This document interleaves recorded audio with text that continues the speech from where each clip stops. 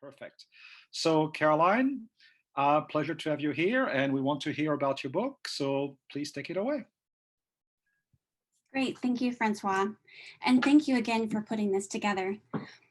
So the title of my book is Neoliberalism and Cyberpunk Science Fiction, Living on the Edge of Burnout.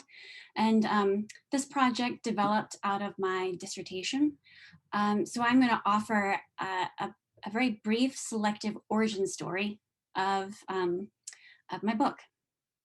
So this project started with a science fiction class, and I was using cyberpunk science fiction like William Gibson's book Neuromancer and Ridley Scott's Blade Runner to explore human and technology interaction and living in the conditions of neoliberalism and corporate capitalism.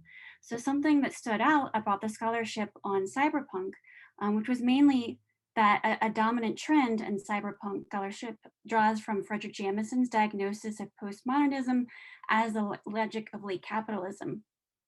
And cyberpunk is often largely understood as a postmodern cultural artifact. And then the city of cyberpunk is thoroughly postmodern because parallels can be drawn between the cyberpunk city and the postmodern condition. So in addition, some of these readings focused on the ways in which the virtual spaces of the information technology that dominates a cyberpunk world has changed the nature and politics of space. So theorists such as Frederick Jamison, David Harvey, and Juliana Bruno have read cyberpunk in an attempt to affirm their diagnosis of the postmodern condition and to confirm the importance of space and social and cultural theory. So this scholarship has examined how space has changed in a postmodern condition.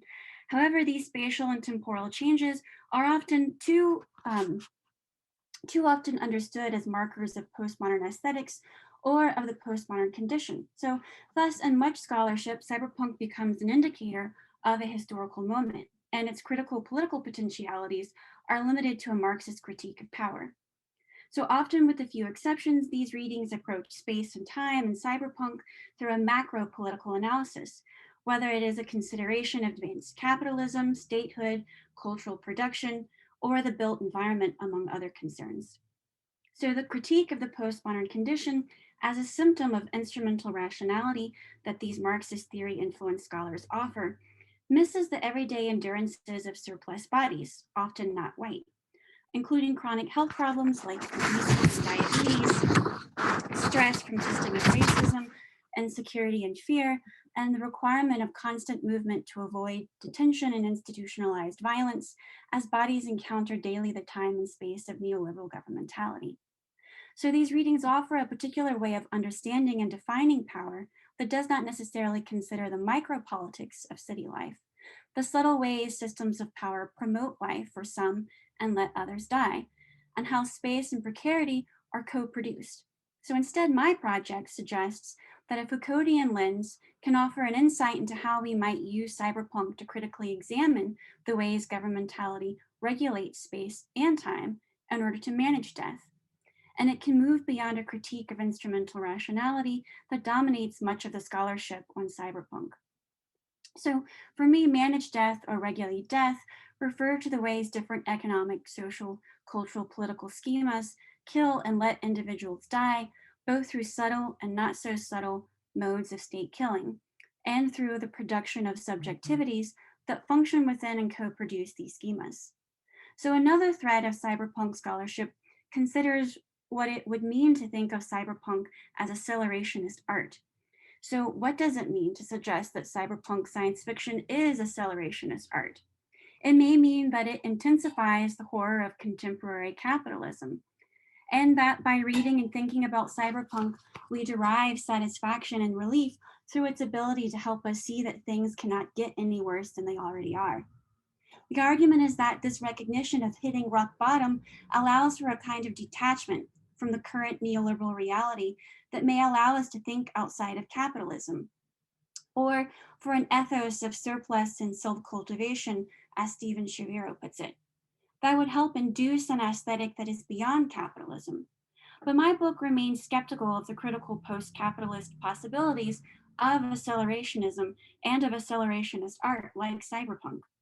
The ethos of surplus and self-cultivation that Shaviro considers is instead a way to remain resilient in the face of neoliberalism and its horrors.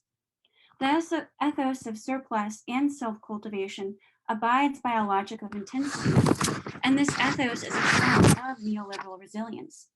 So throughout my book, I trace the logic of intensity as a form of neoliberal resilience, whether it is found in cyberpunk's amplification, in the self-monitoring cyborgs living on the edge of burnout, or in the biohackers living intensely. So my book aims at making it more difficult for neoliberalism to produce and nurture a reality that already exists, or that it suggests already exists. In other words, this study makes strange and thinks strangely about neoliberal values, governmental rationalities, and modes of knowledge production that are often assumed to be just the way things are. Making strange, thinking strangely, or cognitive estrangement are all forms of defamiliarization.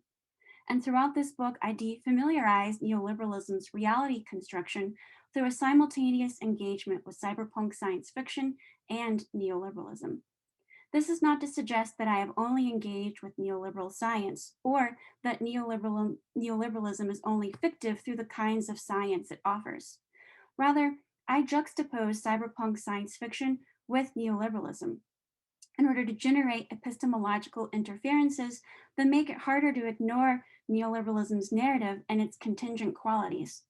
I use the term juxtapose here to mean in part that thinking about cyberpunk and neoliberalism in the same space at the same time and at times in the same way can force readers to see both a work of literature and a systemic reality in a different light. So I try to violate the assumed differences or boundaries between a work of art in the form of cyberpunk and some of the systemic conditions of the present, namely neoliberalism and capitalism. Thus, I argue that rather than think about cyberpunk as a work of art that functions as a mirror image of the real, and the real here is often the postmodern condition of late capitalism, this study looks at, or my book looks at, the co-productive relationship between cyberpunk and neoliberalism.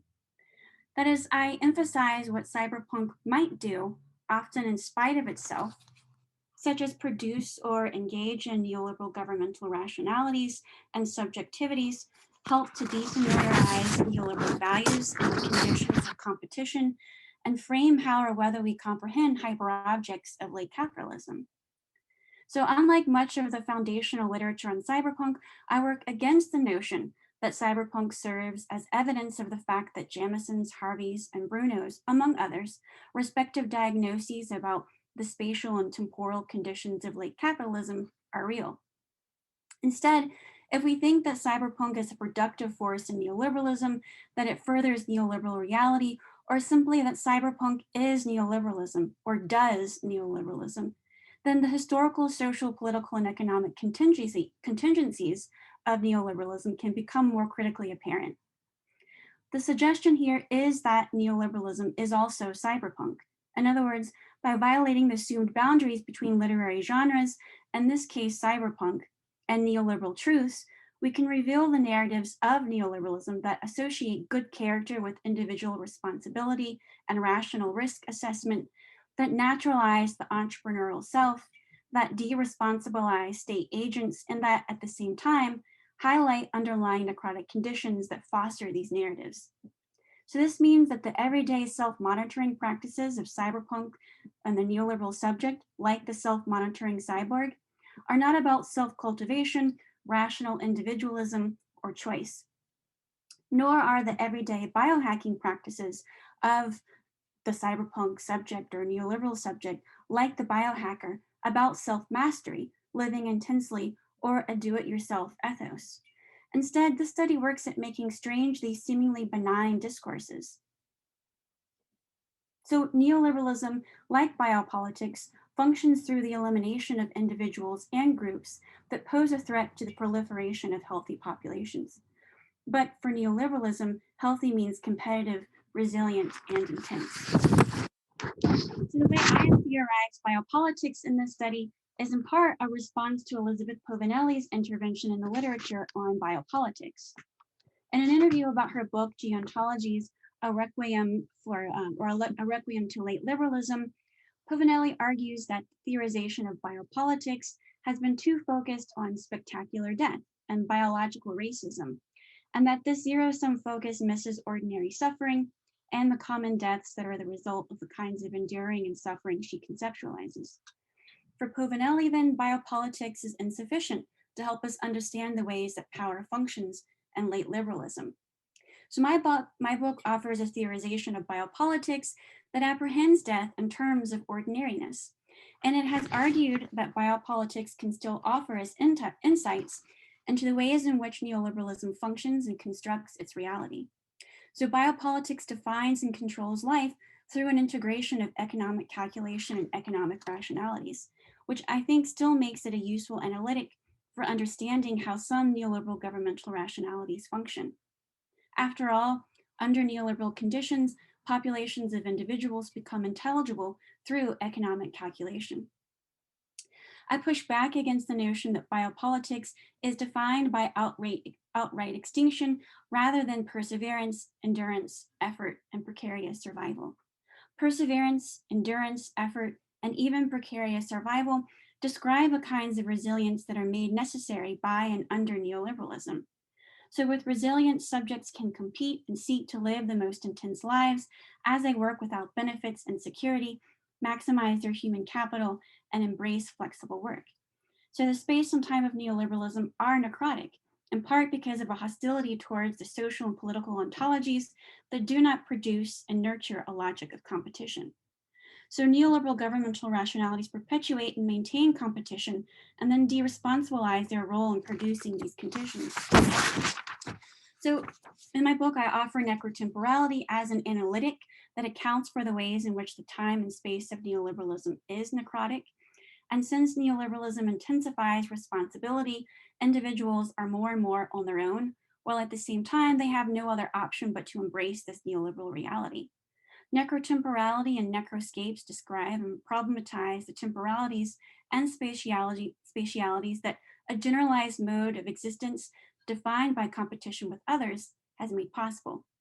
So I understand necrotemporality as insecurity and being responsible for one's insecurity, the naturalization of dying from endemic illnesses caused by living on the edge of burnout or living intensely. And at the same time, when neoliberal subjects embrace notions like live life to the fullest or seize the day as forms of resilience. So necrotemporality is a biopolitical technique for neoliberal governmentalities to manage and control how we define or treat death and deal with individuals with less human capital. In the end, necrotemporality makes it easier for state agents, governmental rationalities, institutions under neoliberalism, in other words, for state aid for neoliberal hegemony, to dismiss, ignore, and rationalize the death of some populations as natural, inevitable, unsolvable, or as a failure of character. Necrotemporality is thus neoliberal time. It is the time that has emerged out of the logic of intensity and competition, both of which are key to neoliberalism. So under necrotemporality, individuals want to live intensely and they seek to thrive in risky and deadly conditions. The notion that all time is work time is a product of necrotemporality. Necrotemporality is a time of living intensely that is foundational to neoliberalism. Neoliberal subjects like the self-monitoring cyborg and the biohacker, and these are two cases that I examine in this book, at varying degrees are subject to necrotemporality as they live always on the edge of burnout. Likewise, there are plenty of individuals who must endure a life of living beyond burnout. And I will stop there.